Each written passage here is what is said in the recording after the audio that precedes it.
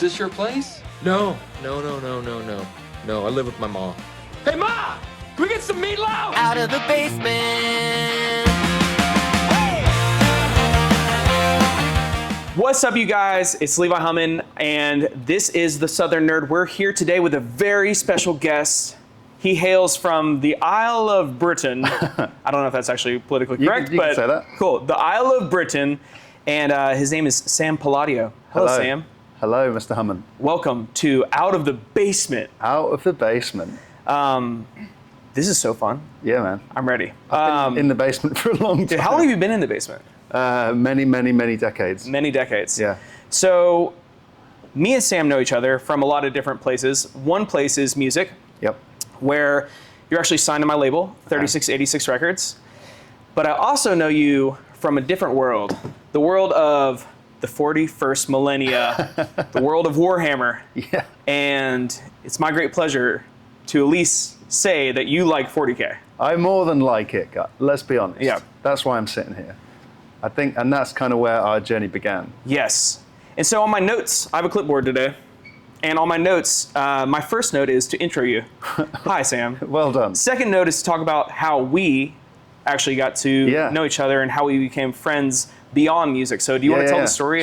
Sure. I've been a Warhammer fan, a model making fan since I was a little kid. So my best mate, Dan, back in England, when we were about 4 years old, started messing around with Warhammer, and it became my whole childhood, teens, kind of through my always just loved escaping and getting into this hobby, and it's always kind of been like this underground thing, but I mean it's amazing now that like the brand and the hobby, and I think like through the pandemic people found things that like gave them joy again, made them feel young again. That was me. That was me, and that was you, and so I don't know. I think people just needed like an opportunity to have a bit of escapism, and so anyway, I have loved this universe, the 41st millennium, the Warhammer universe, since I was a kid. And so it was a great surprise when I was scrolling Instagram a few years ago. I think I was on the official Warhammer page, maybe something just come out. And as I'm scrolling, I look down and it's like, Levi Hummon has liked this post. I was like, Levi? No way. So I hit, I slid into your DMs and I was like, hey bro, are you into Warhammer 40K? And I was like, yes. Yes. I was like, no way, me too. Let's hang out. And so it was just like a great way to like reconnect. We'd known each other for years, but we hadn't been like in friendship circles really. I just hadn't seen you for a long time. Dude, I'll be honest, like when you sent that DM, I remember I was literally painting a model. No way. And I was sitting there and I had been painting models kind of by myself in my kitchen. Yeah. And all of a sudden you texted me and you're like, are you into 40K? Are you into and I was 40K? like, yes. And you immediately invited me to this like nerd night with all your friends. They're all also music who I'm going to try to get onto this Out of the Basement show. Sure.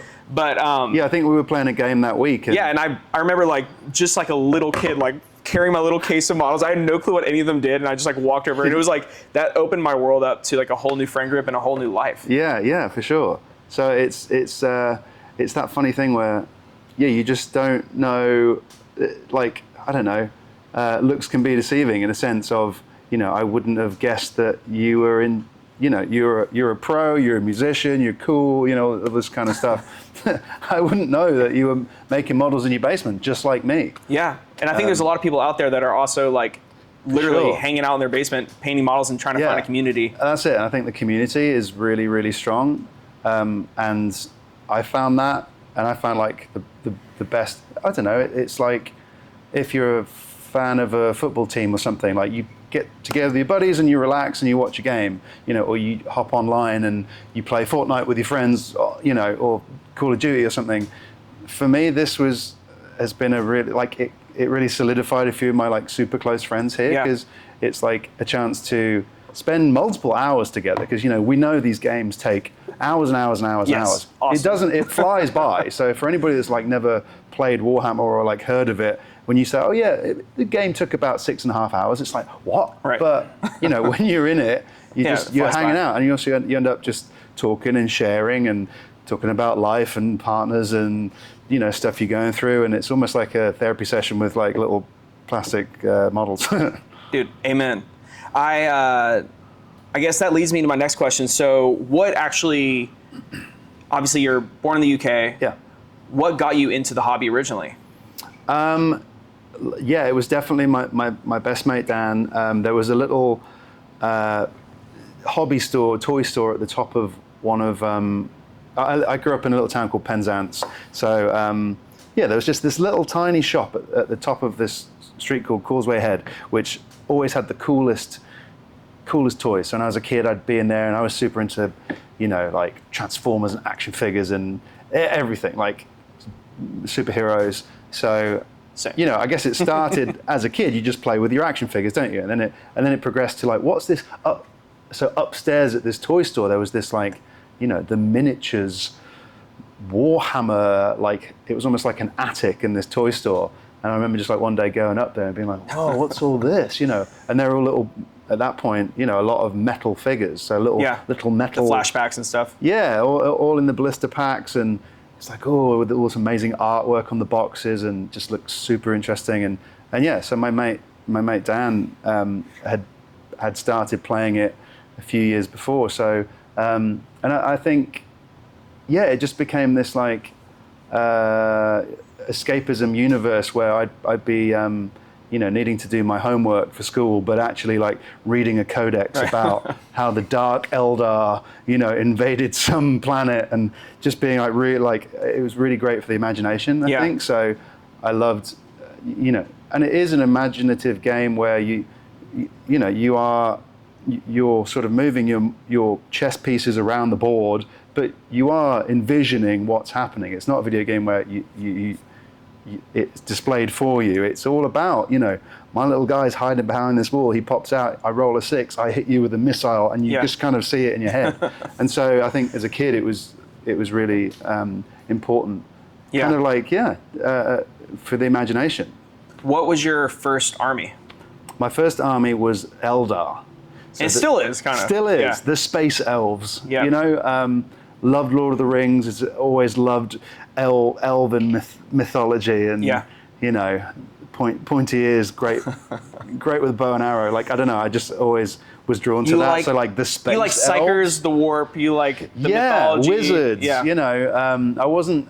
You know, my friends were all into Space Marines. You know, right. and the superhuman dudes with the thick armor, and I was more into like the fragile but like crafty wizards of the warp who have, you know, super ancient technology and guns that do crazy things. Yeah, as a person that mains Tyranids, I have no affinity for your kind, but you know, I also like the crafty people that kind of bit bop around the board, and I come from it from a very much like the actual game itself is like kind of where my intersection with the hobby is, but I also like had and can see that whole experience of you walking in that toy store for the first time, because that was me at 12 and 14 years old walking into Opry Mills. There used to be a small store there, really? And I had that same exact experience, but it was just, you know, in the US. So I guess my question for you is UK versus US. What is the hobby like in the UK, in Great Britain, and kind of in Europe versus like your experience here? Well, it's funny because like, I don't know how many years the US has had like physical Warhammer stores. I don't know if they've been around for decades or... They've been at least as long as I've been around, like in terms of like probably 15, 20 years. Okay. Yeah. Well, yeah, the funny thing is like, this is a very niche hobby, you know, and there are stores in the UK and have been for decades that just sell this. They're not like, you know, we sell Dungeons and Dragons and this and that. Like, they are just Warhammer stores. Right. And so it's like a kind of staple of most British towns is that somewhere in the, you know, not every town, but like, you know, you're probably always like 30 miles from a Warhammer shop, you know, a Games Workshop, which is just, so it's just like a kind of staple of like the, of a British town. So, you know, and kids, you'd walk past the windows and see these beautifully painted models, you know, and dragons and knights and stuff in the windows. And so it's just like really captivating as a kid. Wow. And so, you know, I hadn't I moved here in 2012, and I had all my nerdy friends in England, and I didn't find any nerdy friends here till like 2020, really. And it was like, it was, I think because my ex-partner bought me like a box of Warhammer for Christmas once. That's what happened to me. Literally, I think for my birthday. Yeah. Because I talked about it for years, and I think she thought it'd be funny. And it was like, wow, this is the coolest thing ever. Yeah, but it wasn't like something I did in America. Yeah. I'd always like be here filming a TV show or something, and then fly back home for Christmas and call my mate down the second I get in. Like, I'm back. We can get 17 games in before I leave again. Right. Quick. Let's. I'll get my models out of the basement. And then it was like 2020, and then I started getting back into it. A gateway drug, a new box, and thinking like, oh, this actually gives me a lot of pleasure again. Wait till you open this one. I know. I know. You're screwed. So then it was like, I can do Warhammer in America, and I found some friends that are into it. And my friend Soren Hansen, amazing musician, love him by the way, great producer, produced my first album. It all kind of coincided with like me making an album with Soren and Paul DiVincenzo and a couple of great collaborators, and spending a lot of time together making music, which then led into like, do you guys ever like do nerd? Like, I'm into this thing Warhammer, and Soren was like, I used to play Warhammer when I was a kid. I love that. And basically, I got those guys into it. Paulie had never played it, but we went out to LA to finish off my album. And we had this amazing trip where we decided to like hit all the Warhammer stores in LA on like one big trip. It's like a 10-hour day, and like Paulie got his first army, which was AdMech, and yeah, it just became like, oh, now I've got like my couple buddies that are super into it. And we all went deep really quick. And then you got me into it. And I got you into it. And now you brought you into the fold. And now I'm bringing now you back. have the Southern nerd, so you've progressed. Yeah, much faster. This has been, definitely an experience for me, and it did start with you and that DM. So you're Kirsten, my wife, is so mad at you, by the way. So, no, she's very this whole thing, the community that's brought me through, like, I got to meet Soren, and I've got to meet Paulie and these people, and like, well, but then you ran with it, and you got really good. Yeah. And you went on another level. I definitely love, and the competitive side for me, it just scratches that itch that I had because I played sports in high school and college, and so there's like this weird, collaboration in my brain that happens.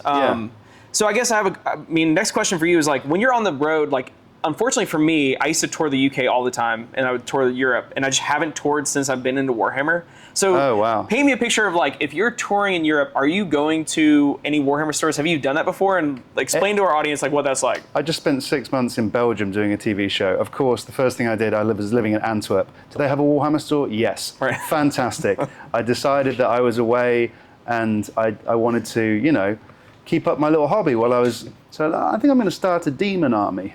So I thought, I'll just get a couple of greater demons. So I started with it. And suddenly, like, every week I'm going into the Warhammer store in Antwerp. Like, what have you got in? What have you got in?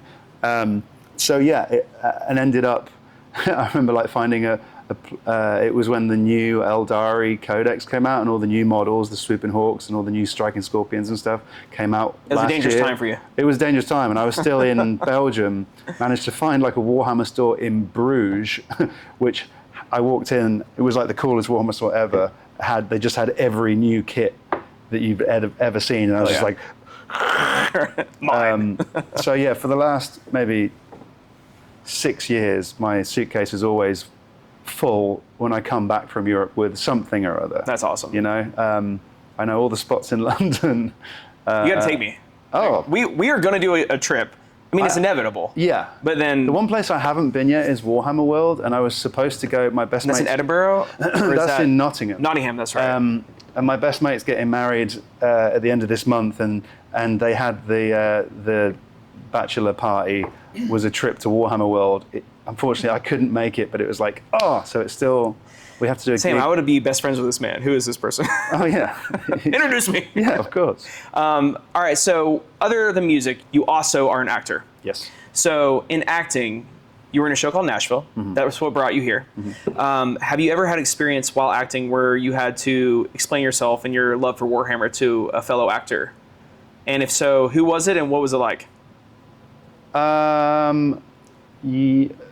Yeah, I must have. I'm thinking of like, does Charles Eston know that you're in? Oh, no. He doesn't. No, I don't think so. Because actually, when I was filming Nashville, I hadn't found my like nerdy community, so I wasn't. Charles, we have something to tell you. Yeah, watch out. Can you imagine if he's like, oh my god, I collect, Dude, Extra Militarum. He might be that kind of person. But that's the weird thing. It's like there might be thousands of friends we have that all are into it, but we don't know. So yeah, I wasn't really playing it in the States when I was on Nashville. But then I did this show called The Couple Next Door. That was the one I did in Belgium. Yeah. Yeah, my friend Sandhill Ramamurthy, amazing actor, was in Heroes, great show, you know, actually alongside Hayden Panettiere, who was the lead of Nashville. So he knew all about my nerdy hobbies and would come over to my flat in Antwerp and be like, what are you building there, you know? Yeah. Yeah. I feel like the acting world probably has even more nerds in it than we like even know about. Yeah. Because I feel like what goes hand in hand obviously is like imagination, D&D, kind of like coming up with all that different stuff. Yeah, yeah. And I just imagine that those two worlds collide a lot more frequently. For sure. And also I haven't really done a show that's rooted in like the fantasy world yet. So so come on. Henry, if you're watching, I love you. Okay, so that Henry Cavill. Oh, that's perfect. It's on my notes next. Yeah, it's on my yeah. notes. Okay. So when the time comes. We're gonna skip the big part of this interview and go to the next part of the interview to answer this question, because I'm curious. I've actually this is a genuine question I have for you. You're on Amazon TV show. You're on the Warhammer show. It's produced by Henry Cavill, potentially Tom Cruise. What character are you gonna be? What character? What person? Who do you want to play on the Warhammer TV show? It's tricky. It's tricky because you know, I'm a Xenos player. So like I said, I love my Eldar. I love my Necrons. But I think the Silent King. Yeah, the Silent King. Orican the Diviner, he'd be cool. But I have a feeling this world will start in the human Space Marine world. So, and probably we're thinking that maybe Primarchs. You know, Sanguinius is pretty cool. You know, if I'm looking at Primarchs, the Lion. You know, I could put a big old mane on potentially. I like that. But I suppose also like there's so many great like Inquisitors and things like that. You know, Eisenhorn or something would be really cool. Do you think if you're a Primarch and you play, say, the Lion, or you play Rogaldorn or one of these people, do you think you also play like every single one of the brothers too? Yeah, that would be amazing. Get paid for each one. Yeah, it's just you're a Space Marine 1, 2, 3, 4, 5. You're Calgar. You're whoever. You're every single one of the chapter brothers. Just use maybe that's how they do it. There'll be multiple Henrys. So maybe it's an acting gig with like 1,000 different jobs. Yeah, but I suppose, if I revert back to, let's say the universe and that show does involve, let's say, Space Marines versus Eldar, then I'd be like, okay, I want to be like a Phoenix Lord or Eldrad Ulthran or, you know. That's a good one. You know, something like that. Some Farseer with amazing warlock abilities. Final answer. Who do you want? One character, one person in the whole world of Warhammer. Who do you choose? It has to be an Eldar, so it has to. Maybe it's somebody like Prince Uriel. Yeah. You know, the I was pirate, thinking the Corsair guy. the Corsair guy. Yeah. You know, I'm just listening to Valador, the audiobook, which is like his story. So he's like the savior of Ivanden, or however you say it. So I think space pirates, and he's the king of the space pirates. So that would be cool. Lock it in. Everybody lock it in. Manifestation. Also, I'll accept if you're Lionel Johnson. So, in this first new part of the new show, the new segment of the new channel, I want to see the first model, or one of the first models you ever painted, and I want you to talk about it. So is it that Wraith there? So, Yep. this little guy, this is a classic metal Wraith Guard model. So the Wraiths are... He's chunky. Yeah, and I remember these guys used to be expensive when I was like, 10 years old. These guys were like £8 each, and it was like, God. So I only ever bought one. You had supposed to have a squad of 5. I couldn't afford a squad of 5. Now I have a whole. Yeah. Now you have way more than 5, by the way. So I probably painted this guy when I was like, I don't know, let's say 12 years old or something, and I happened to have some old models with me that I brought over from the UK. And so these guys are piloted by a Spirit Stone, which is the essence of a dead Eldari warrior. Hell yeah. Placed into a mechanical body. So it's like a ghost in a shell, which I thought was so cool.